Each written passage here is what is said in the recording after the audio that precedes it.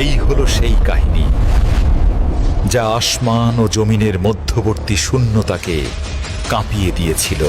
সৃষ্টির শুরু থেকে যে অস্তিত্ব মানুষের রক্তে পাপের বিষ ঢুকিয়ে দিচ্ছিল।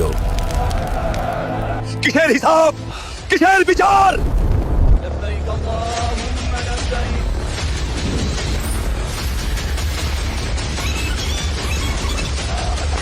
তাদের একজন পথপ্রদর্শক দরকার। সে হঠাৎ কেন আর্তনাদ করে উঠল?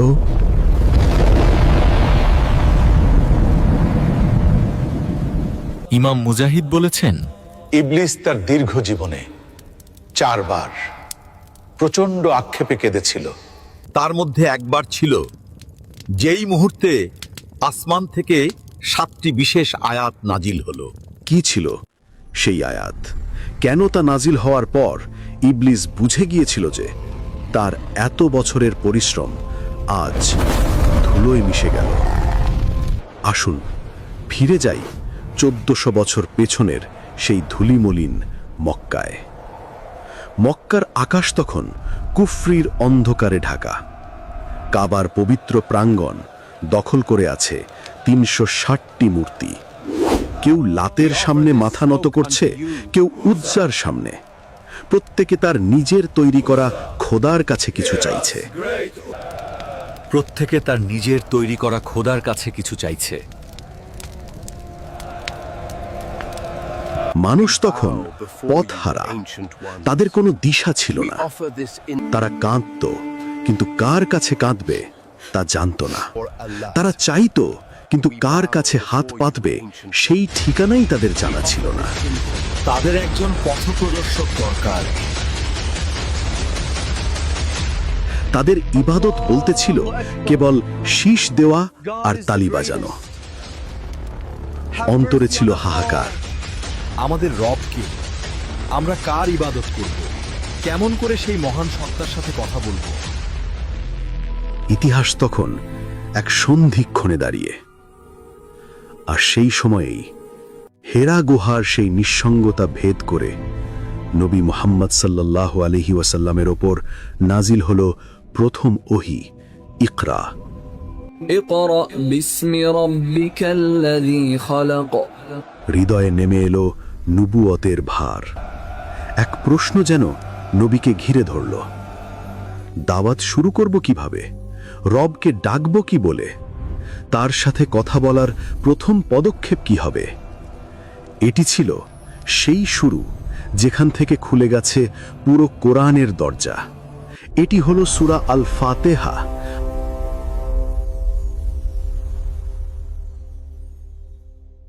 বিসমিল্লাহির রহমানির রহিম।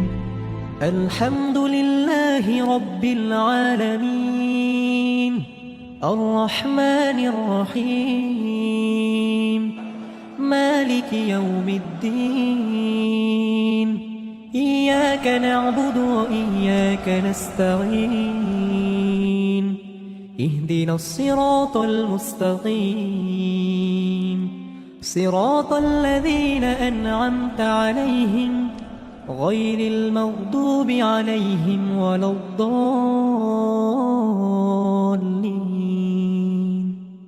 আর ঠিক এই মুহূর্তেই ইবলিস আর্তনাদ করে উঠল। কারণ সে জানত এই সূরা কেবল শব্দ নয়, এটি হলো আল্লাহর সাথে বান্দার সরাসরি কথোপকথন। এটি সেই মাধ্যম যা পড়ার পর বান্দার আর আল্লাহর মাঝে কোনো পর্দা থাকে না। আসুন ইবলিসের সেই কান্নার কারণ খুঁজি এই আয়াতের গভীরে। বিসমিল্লাহির রহমানির রহিম। শুরু হলো আল্লাহর নামে। মক্কার সব মিথ্যা প্রভুর নাম মুছে ফেলে দয়াময় ও করুণাময় আল্লাহর নামে শুরু। আল্লাহু আকবার।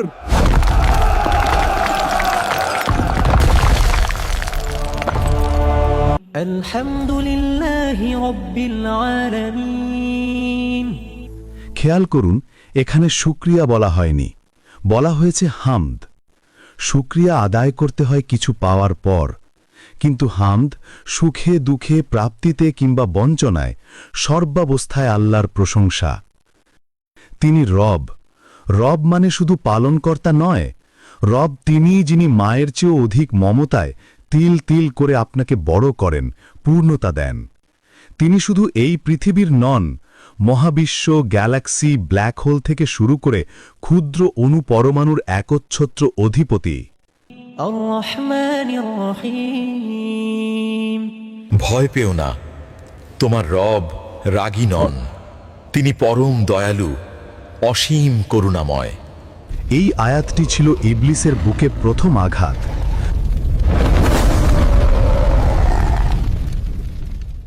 কারণ সে মানুষকে নিরাশ করতে চায়, আর আল্লাহ এখানে আশার দুয়ার খুলে দিলেন। مالك يوم الدين মক্কার কাফেররা পরকাল মানত না। কিসের হিসাব নিকাশ আর পরকাল, এই সব কিছু মিথ্যা, আমরা বিশ্বাস করি না। এই আয়াত তাদের সেই অহংকারে আঘাত হানুন। জানিয়ে দেওয়া হলো একজন রাজা আছেন, যেদিন তার সামনে কোনো সর্দার বা নেতার ক্ষমতা চলবে না। এতক্ষণ বান্দা আল্লাহর প্রশংসা করছিল, এবার শুরু হলো আসল কথোপকথন। إياك نعبد وإياك نستعين আমরা কেবল তোমারই ইবাদত করি এবং কেবল তোমারই কাছে সাহায্য চাই। এটি ছিল মক্কার ৩৬০ মূর্তির বিরুদ্ধে এক বিশাল বিদ্রোহ। ঘোষণা করা হলো, আমরা সাহায্য চাইলে কেবল তার কাছেই চাইব। আমরা কোনো বস্তুর গোলাম নই, আমরা কেবল এক আল্লাহর গোলাম। ইহদিনাস সিরাতাল মুস্তাকিম, আমাদের সরল সঠিক পথ দেখাও। পৃথিবীর মানুষ আজ বিভ্রান্ত, কেউ টাকার পিছনে ছুটছে, কেউ ক্ষমতার পিছনে। কিন্তু মুমিন বান্দা আল্লাহর কাছে বাড়ি গাড়ি চায় না, সে চায় সিরাত আল মুস্তাকিম, সেই রাস্তা যা তাকে জান্নাতে পৌঁছে দেবে। কিন্তু কোন সেই রাস্তা? আমাদের সরল সঠিক পথ দেখাও। সিরাত আল্লাযিনা আনআমতা আলাইহিম, অর্থাৎ তাদের পথ যাদের ওপর তুমি অনুগ্রহ করেছ।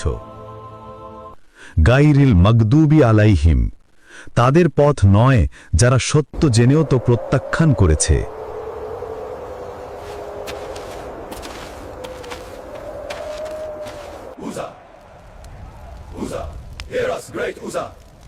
We bow before you, ancient ones.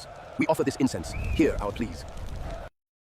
ওয়ালা দাল্লিন, এবং তাদের পথ নয় যারা অজ্ঞতার কারণে পথ হারিয়েছে।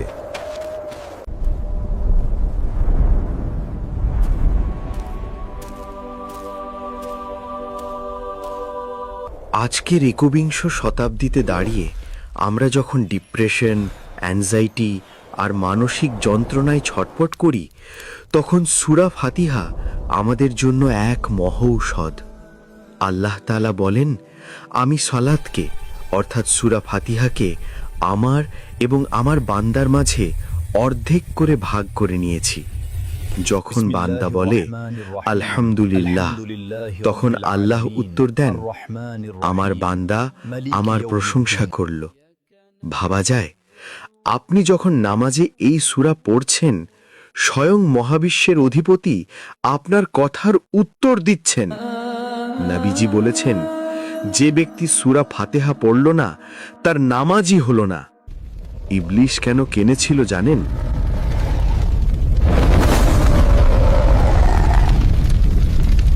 কারণ সে বুঝেছিল, এই সূরা যতদিন মানুষের বুকে থাকবে, ততদিন মানুষ পথ হারাবে না। মানুষ যতবার ইহদিনাস সিরাতাল মুস্তাকিম বলবে, আল্লাহ ততবার তার হাত ধরে সঠিক পথে ফিরিয়ে আনবেন। তাই পরের বার যখন জায়নামাজে দাঁড়াবেন, তোতা পাখির মতো আওড়ে যাবেন না। অনুভব করবেন আপনি একা নন। আপনার প্রতিটি উচ্চারণের পর আরশের উপর থেকে আপনার রব আপনাকে উত্তর দিচ্ছেন। সূরা ফাতিহা এটি কেবল একটি সূরা নয়, এটি আপনার রবের সাথে আপনার গোপন প্রেমের কথোপকথন। এমন আরো কুরআনিক রহস্য এবং ইতিহাসের অজানা অধ্যায় জানতে আমাদের সাথেই থাকুন। আল্লাহ আমাদের সঠিক পথের দিশা দিন। আমিন।